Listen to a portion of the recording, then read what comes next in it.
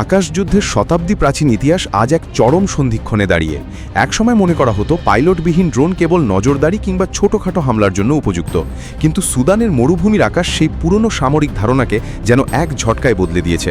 বিশ্বজুড়ে সামরিক বিশ্লেষকরা আজ বিস্মিত, কারণ আধুনিক এভিয়েশন যুদ্ধের বহু প্রতিষ্ঠিত সমীকরণ বদলে যেতে শুরু করেছে এক অভাবনীয় ঘটনার মাধ্যমে।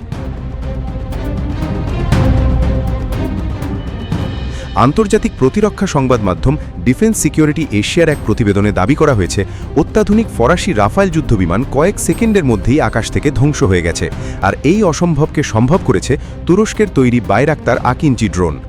এই আলোচিত হামলার নেপথ্যে রয়েছে রকেটসেন কোম্পানির তৈরি এরেন এয়ার টু এয়ার মিসাইল। এটি শুধু একটি ক্ষেপণাস্ত্র নয়, বরং আত্মঘাতী ড্রোন ও স্মার্ট মিউনিশনের এক ভয়ঙ্কর সমন্বয়।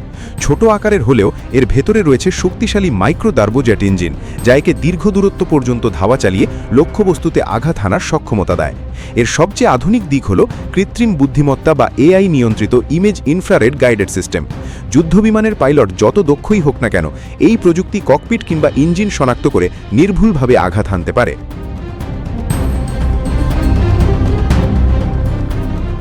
সামরিক বিশ্লেষকদের ভাষায় এটি এখন কস্ট কিল এসিমেট্রির এক বাস্তব উদাহরণ।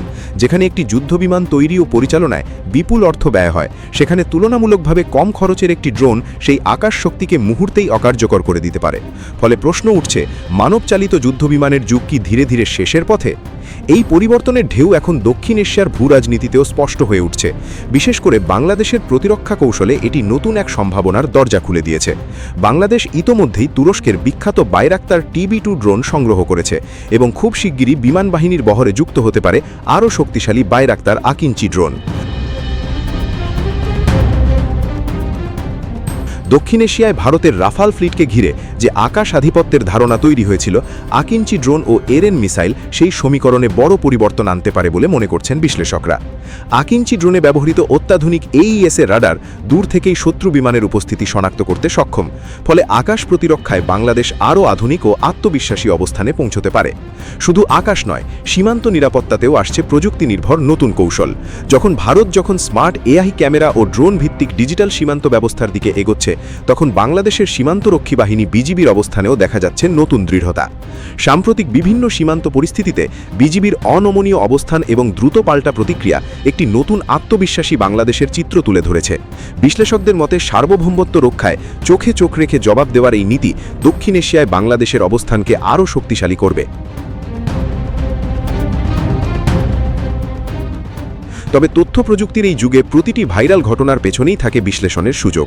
সুদানের আকাশে রাফাল ধ্বংসের যে ফুটেজ ঘিরে এত আলোচনা, তা নিয়ে বিশেষজ্ঞ মহলে ভিন্ন মত রয়েছে। কেউ মনে করছেন সেটি হয়তো একটি ড্রোনের মাধ্যমে অন্য একটি ড্রোন ধ্বংসের দৃশ্য হতে পারে। কিন্তু বিতর্ক যাই থাকুক না কেন, একটি বিষয় এখন পরিষ্কার, আকাশযুদ্ধে মানব পাইলটের একচ্ছত্র আধিপত্য ধীরে ধীরে কমে আসছে। ভবিষ্যতের যুদ্ধ নিয়ন্ত্রণ করবে আধুনিক, দ্রুতগতিসম্পন্ন এবং AI নির্ভর ড্রোন প্রযুক্তি।